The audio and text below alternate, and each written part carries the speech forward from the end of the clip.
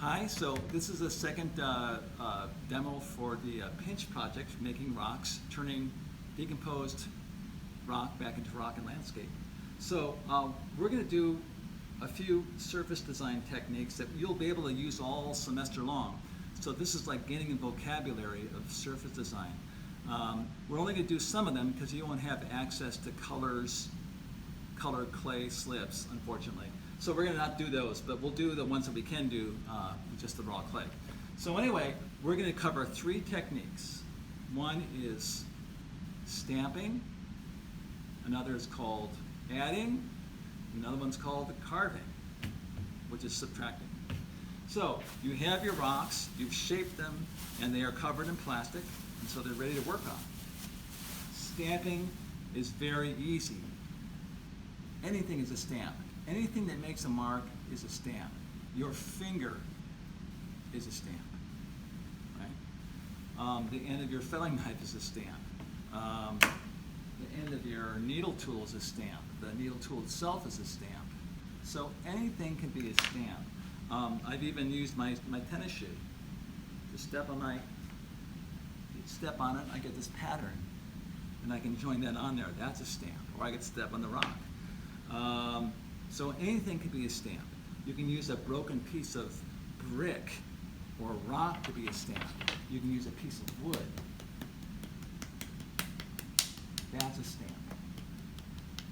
Okay? Anything could be a stamp. It's just making an impression. And actually, once these are fired, they become almost like fossils, because clay will last for 10,000 years once it's fired. So keep that in mind. Make sure you don't make something kind of ugly, because it will last for 10,000 years. Okay, so on one of your rocks, I'd like you to stamp. Stamping is best done when the clay is a little bit wetter because it's more impressionable, right?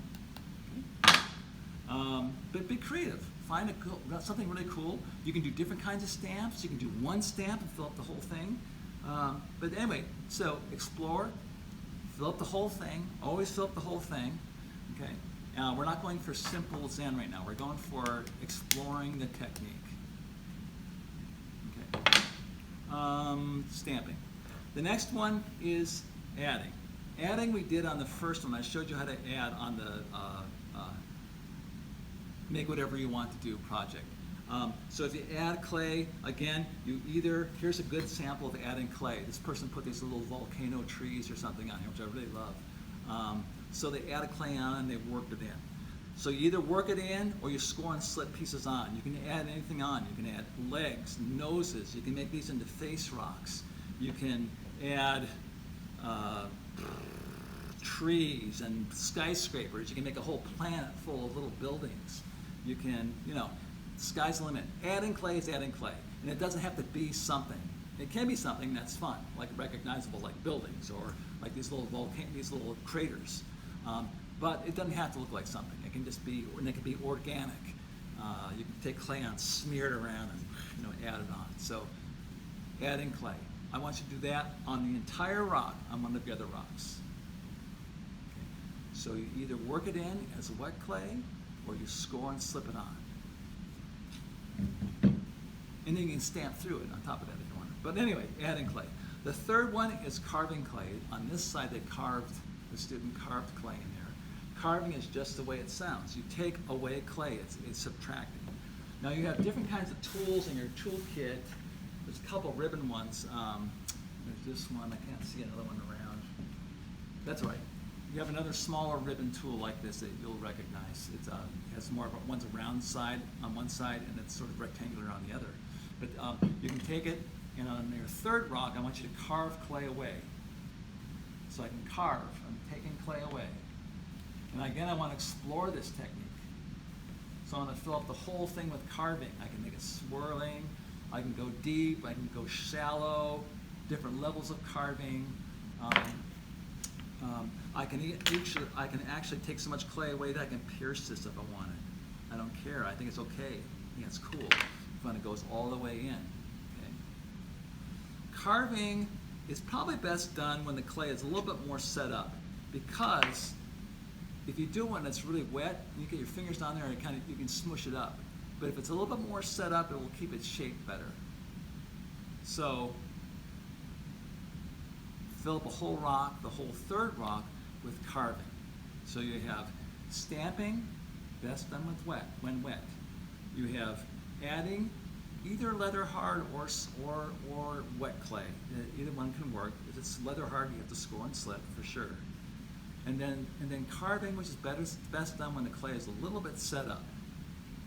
Now on your big rock, you can do whatever you want. You can combine these techniques. You can combine stamping and adding and subtracting. That'd be kind of cool. Why don't we say we do all three on one rock that way?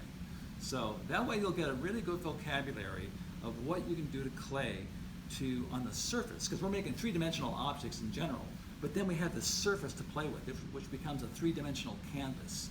And actually it's not just drawing just little lines, scratchy drawings. This is not carving, this is scratching, okay? Carving is taking white clay. But normally a lot of people, they'll think, oh, decorating, I'll just paint something on here, it's all two-dimensional, which you can do. But I want to have three-dimensional designs on here. So you want to add, subtract, going in, carve, and then stamping, which leaves an impression. Okay? And then once these are done with your rocks, again, I would recommend covering them up so they don't get too brittle for right now. Eventually, I want them, if we fire these, we'll talk about firing in class. But if you do want to fire your rocks, you'll want them to be bone dry eventually. But for transporting and everything, it's just better to keep them a little bit leather hard so they're a little stronger. Great, and we'll look at these next time. Okay, thank you.